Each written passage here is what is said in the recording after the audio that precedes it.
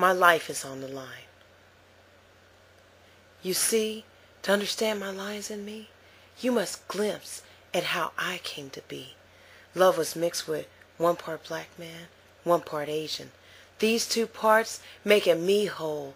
But that happiness would be no more when that happy bride entered foreign soil. She faced a war greater than any soldier's soul.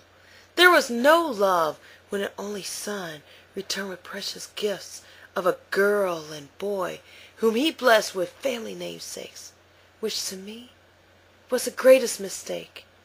They assumed that that little Asian lady knew nothing, was nothing, but she heard all the whispers, all the taunts, all the ugliness. She heard them all say that her children would be nothing, would have nothing.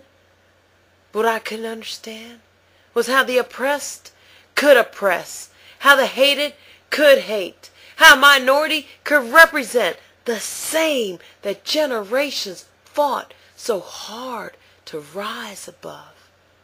But beyond that, how grandparents could forsake what was their own to love, not break. My life was on the line. I had to prove what was rightfully mine, so I strived to prove them wrong. But what I didn't know was that no academic achievements, no titles of president would open the doors of their stilled hearts. That period in my life was dark. It left an indelible mark because my true grandmother, my mother's mother, who never laid eyes on me, went to God, you see.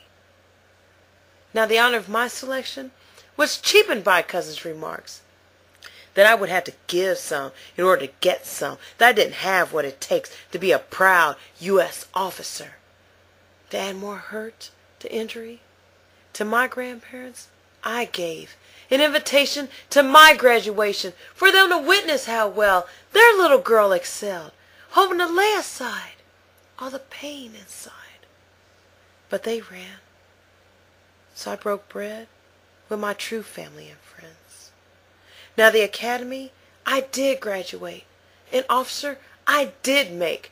But little did I know was that my life was still on the line. When I married, many dreams I slowly buried, bearing the burden of army leader and breadwinner. But while doing God's will, by fighting for that life inside, evil spread through and wide through his drugs and his delinquency. So a single mother was I destined to be. So I began to write, to not lose this fight, and a fight it was, because self-defense was probable cause when men resort to breaking laws by laying on me unloving hands, along with their unlawful demands. So that brings me back to why I gotta write. I have to write, because these lines are my life. In August 2005, what I lost was found.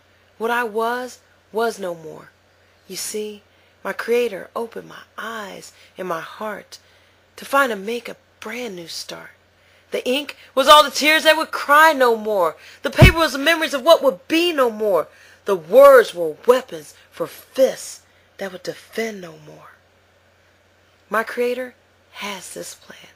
And 34 years ago, it began with that little lady from Japan.